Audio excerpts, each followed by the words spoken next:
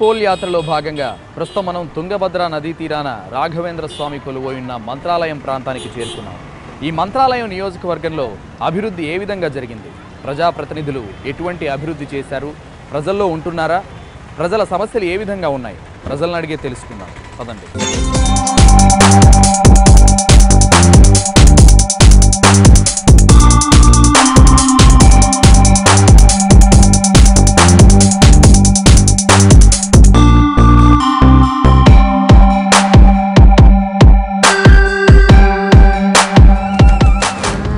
NTV pole యాత్రలో భాగంగా ప్రస్తుతం మనం మంత్రాలయంలోని రాఘవేంద్ర కాలనీ వద్ద ఉన్నాం. ఇక్కడ కొంతమంది మహిళలు ఉన్నారు. వారి సమస్యలు ఏంటో, అభివృద్ధి ఎలా జరిగిందో వారి మాటలోనే కనుక్కున్నాం. నమస్తే అమ్మా. నమస్తే సార్. ఏం చేస్తుంటారమ్మా మీరు? పని చేసుకుంటుంటాం సార్ అడవిలో. కూలి పనినా? ఎంత ఇస్తారమ్మా రోజుకి? 120. రోజు ఉంటుందా మా పని? రోజు ఉండదు సార్, ఒక రోజు ఉంటుంది ఒక రోజు ఉండదు. మామూలుగా ఎంత సంపాదిస్తారు నెలకి? నెలకి 2000 అంటే మస్తుగా అయింది సార్. అంతేనా? ఇక్కడ సమస్యలు ఏమున్నాయమ్మా మీకు? సమస్యలు అంటే నీళ్ళు ప్రాబ్లం ఎక్కువ ఉంది సార్. ఎన్ని రోజులకి వస్తాయి నీళ్ళు? 2 రోజులు వదిలేసినారు, బాగా 1 నెల 2 నెలలు వదిలేసినారు. ఆమె ఏమైందంటే నీళ్ళు ఎక్కువగా వేస్ట్ చేస్తున్నారని నీళ్ళు బంద్ చేసినారు. అంతకుముందు బాగా వచ్చేవా నీళ్ళు? బాగా వచ్చేది, మాకు బోరింగ్ ఉన్నప్పుడే బాగుండేవి నీళ్ళు. ఈ ట్యాంకులు కట్టినప్పుడు నుండి మరి నీళ్లు రావడమే బంద్ అయినాయి. వస్తుంటారా ఎమ్మెల్యే మీ దగ్గరికి? వస్తుంటారు, ఓట్లేండి అని చెప్తారు కానీ చెప్పిపోతారు అంతేగాని అంతే, పనులు ఏం చేయలేదా?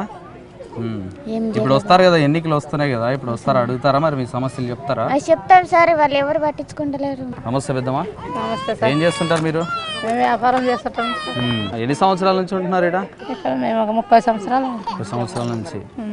అప్పటి నుంచి ఉన్నారు కదా, మరి ఏం సమస్యలు ఏమున్నాయి ఇక్కడ? ఏమున్నాయి సార్, ఇవే రోడ్ ప్రాబ్లము. రోడ్లు అప్పటి నుంచి వేయలేదా? వేయలేదు, ఇంకా రోడ్ ప్రాబ్లం. నీళ్లు లేవు సరిగ్గా ట్యాంకుల్లో, జనాలకి ఇబ్బంది. ఇప్పుడు ఎండాకాలం వచ్చింది, నీళ్ళు దొరకక ఇబ్బంది పడతారు సార్. మీ ఎమ్మెల్యే ఎవరు పెద్దమ్మా? బాలనాగరాజు. బాగానే చేశాడా పనులు? చేసినారు, ఒకటి చేస్తే ఒకటి చేస్తారు, సగం ఆపేస్తారు. ఇప్పుడు ఏమైనా ఎలక్షన్లు వచ్చినాయి చేస్తారు. ముందు 10 ఏళ్ళ నుంచి ఆయనే కదా ఎమ్మెల్యే, ఏం చేయలేదా? ఏం చేయలేదు, మామూలుగా కొంచెం కొంచెం వేపిస్తారు, మామూలు రోడ్డుగా అయిపోయాక. మీకు పెన్షన్ వస్తుందా?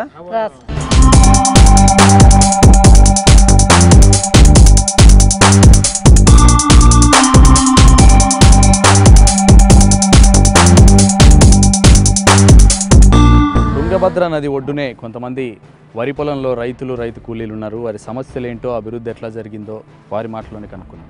నమస్తే విద్య, మీదేనా తోట? చేసి గుర్తు చేసిన వాళ్ళకి.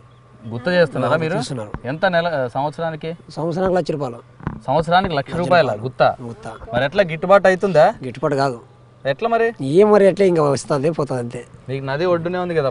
నది నీళ్ళు లేవు కదా, నదిలా నీళ్లు లేవా? లేవు, నదికే నీళ్ళు లేవు. వరేనా ఇంకా వరే ఇంకేం లేదు. రుణమాఫీ అయిందా? రుణమాఫీ ఇంకా రాలే. మొదటి 3 విడతలు 3 విడత వచ్చింది, ఇంకా ఇప్పుడు విడత రాలే. ఎవరు మీ ఎమ్మెల్యే ఎవరు? మా ఎమ్మెల్యే బాలారెడ్డి. బాగానే చేసినాడా పనులు? ఏమి మాకు ఇంతవరకు మాకు చూసిందే లేదా. మనిషిని కూలీనమ్మా మీరు? మీకు పొలం ఏం లేదా? మాకు పొలం ఏం లేదు, కూలీ చేసుకోండి. ఎంత ఇస్తారమ్మా రోజుకి? 120. 120 రోజు ఉంటుందా పని? రోజు ఉంటుంది. ఈ పంటలు ఉన్నప్పుడు అంతా ఉంటుంది? ఈ పంటలు ఉన్నంత వరకు ఉంటుంది, తర్వాత ఎండాకాలం లేకుండా. మీకు ప్రభుత్వం నుంచి ఏం రాలేదమ్మా? ప్రభుత్వం నుండి ఏం రాలేదు సార్. మీరు పొదుపు సంఘాల్లో ఉన్నారా? వచ్చినాయా డబ్బులు మీకు? ఇంకా రాలేదు. మీకు సమస్యలు ఏమున్నాయమ్మా? నీళ్ళ సమస్యలు ఇట్లాంటివి ఏం లేవా? ఒక దగ్గర రోడ్లు కొలాయిలు ఉన్నాయి, ఒక దగ్గర లేవు. మాకు నీళ్ళు ఇబ్బంది అవుతాయి. నీళ్ళ ఒకరి ఇంట్లో కూడా పోయి పట్టుకున్నాలంటే మాకు చాలా ఇబ్బంది అవుతుంది. మీరు కూలేనా? మామ కూలే. ఈ వయసులో కూడా బాగా చేస్తున్నావా? మరి ఏం చేయాలి చేయకుంటే. ఎంత ఇస్తారు రోజుకి? 120 ఇస్తారు. పెన్షన్ వస్తుందా? పింఛన్ వస్తుంది. ఎంత వస్తుంది? 1000 రూపాయలు ఇస్తుండ్రే, మొన్న 3000 వచ్చేది. మరి ఇప్పుడు ఎంత? ఏం చేస్తున్నావు పెన్షన్ డబ్బులు మరి?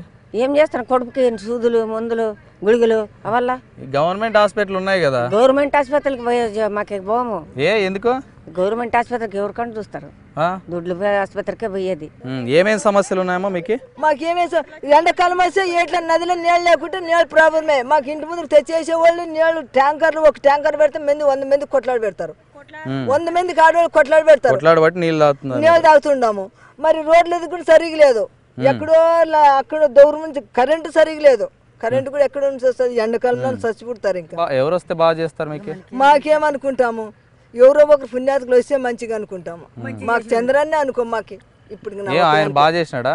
నాకు మంచిగా చేసినాడు. ఏం చేసినారు? నాకే ఉండే కింద స్థలం ఇచ్చినాడు. స్థలం ఇచ్చినాడా? స్థలం ఇచ్చినాడు. రూపాయికి చేరు నా ఒక్కదానికే బియ్యం వేస్తున్నాడు. నాకు ఇంత పెన్షన్ ఇస్తున్నాడు. 4 మంది సమస్యలు చెప్పును. నెల నెలకి 1000 రూపాయలు ఇచ్చేవాడు. ఈ నెలలో 3000 ఇచ్చేసినాడు. మేలేనా? ఇప్పుడు జగన్ వచ్చినా 3000 ఇస్తానంటున్నాడు కదా. మరి ఈయన మంచి ప్రభుత్వం బాగా, కానీ మాకేం అతనే అనేది కాదు, ఇంకా ఒకరు అనేది కాదు. ఎవరు వచ్చినా మాకు ప్రజలకు మంచిగా చేయను అంతే. మాకేం ఆస్తి అంతస్తు ఏమి వద్దు. మాకు ఇంత నడిచేదానికి దారి, తాగేదానికి నీళ్ళు.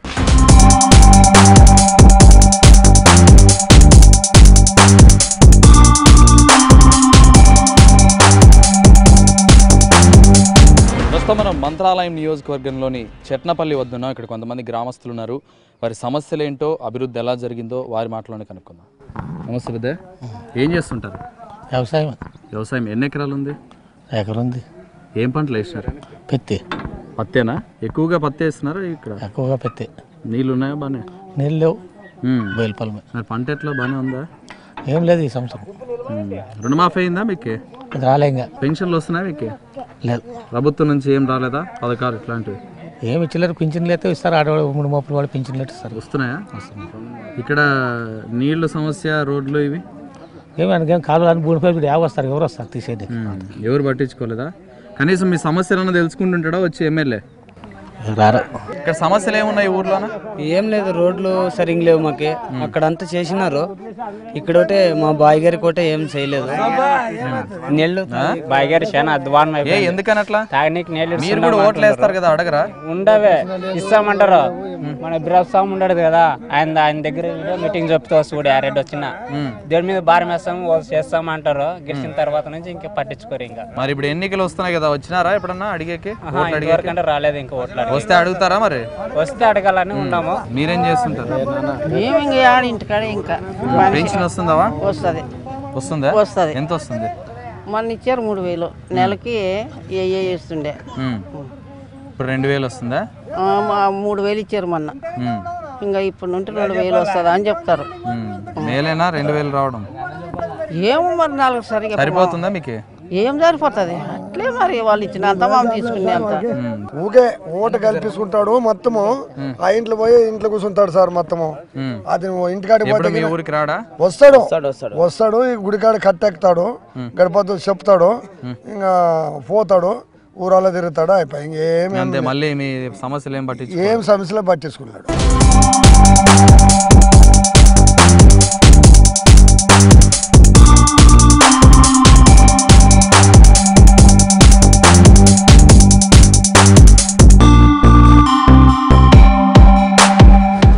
మనం మంత్రాలయంలోని మాధవరం గ్రామంలో ఉన్నాం. ఇక్కడ కొంతమంది ప్రజలు ఉన్నారు. వారి సమస్యలు ఏంటో, అభివృద్ధి ఎలా జరిగిందో కనుక.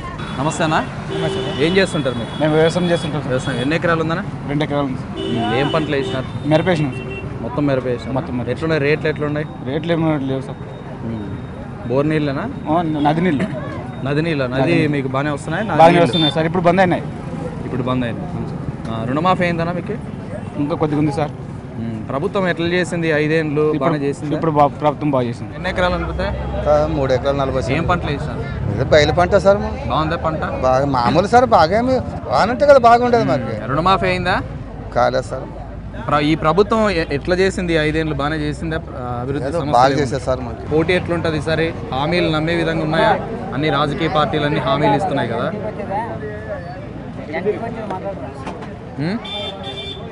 పైన కాంగ్రెస్ కావాలి సార్. మాకు పైన కాంగ్రెస్. ఎందుకని బీజేపీ వద్దా? బీజేపీ చేసింది కదా. ఏమన్నా మందిరం నుంచి బీజేపీ. రాజకీయ పార్టీలన్నీ హామీలు చాలా ఇస్తున్నాయి కదా. ఏ పార్టీ హామీలు నమ్మాలంటారు? ఇప్పుడు ఎన్నికలు వస్తున్నాయి. అవన్నీ కూడా ఎన్నికల ఎత్తుగడే కదా. అన్నీ కూడా ఎన్నికల ఎత్తుగడే.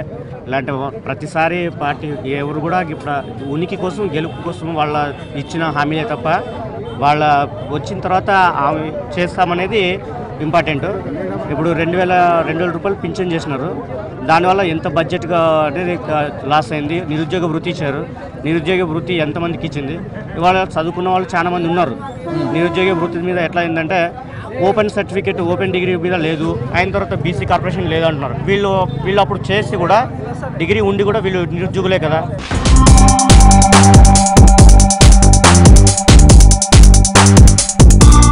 ప్రస్తుతం మనం మంత్రాలయం నియోజకవర్గంలోని రచ్చుమర్రి గ్రామంలో ఉన్నాం. ఇక్కడ కొంతమంది గ్రామస్తులు ఉన్నారు. ఇక్కడ సమస్యలు ఏమున్నాయో, అభివృద్ధి ఎలా జరిగిందో వారి మాటలోనే కనుక్కుందాం.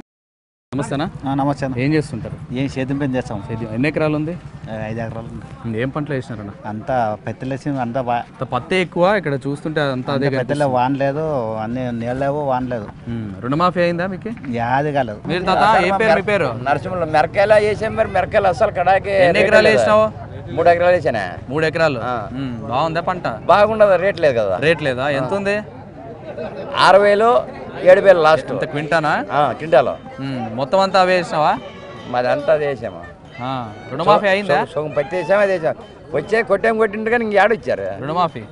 3 విడతలు ఫస్ట్ లో 3 విడతలు కూడా కాలేదా? నేనుండా పంట వస్తుందిలే, రేటు గిట్టుబాట్లు కాదు. ప్రభుత్వం బాగానే చేసిందా ఈ 5 ఏళ్ళు పనులేడా? ఏం చేసింది మాకేం అవసరమే లేదు. మాకు రేటు గిట్టుబాటు రేటు ఇస్తే మాకు ఎవడు ఏమి ఇచ్చేది అవసరమే లేదు. రైతు చాలా కష్టం ఉంది. మందులకి డబ్బులు లేక చాలా మంది మందు కొట్టలేరు, పంటలు వచ్చలేవు. పండినోళ్ళు బాగా వచ్చిన లేదు సార్. ఒక తురేమో అయిపోయిందేమో రుణమాఫీ. ప్రభుత్వం ఈ 5 ఏళ్ళలో పనులు ఎట్లా చేసిందన్న? ఈ ఊర్లో సమస్యలన్నీ తీర్చగలిగిందా? సార్ బాగానే చేసినారు.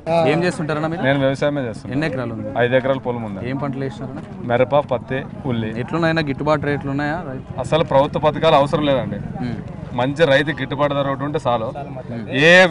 ఏ సబ్సిడీలు అవసరం లేదు, రుణమాఫీ అవసరం లేదు, ఏ ప్రభుత్వ పథకాలే అవసరం లేదు.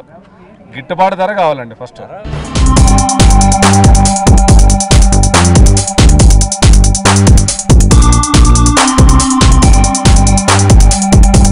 ఇది ఎన్టీవీ పోల్ యాత్రలో భాగంగా మంత్రాలయ నియోజకవర్గంలో ప్రజల కష్టాలను, సమస్యలను, రైతుల ఇబ్బందులను, అలాగే ప్రజాప్రతినిధులు ప్రజలకు ఏం చేశారో ప్రజల మాటల్లోనే విన్నాం కదా. ఇక మరో నియోజకవర్గానికి వెళ్దాం. అక్కడ ప్రజలకు ప్రజాప్రతినిధులు ఏం చేశారో, సామాన్యుడి మనోగతం ఏ విధంగా ఉందో, రైతులు ఎటువంటి ఇబ్బందులు పడుతున్నారో అక్కడి ప్రజల్ని అడిగి తెలుసుకుందాం. పదండి.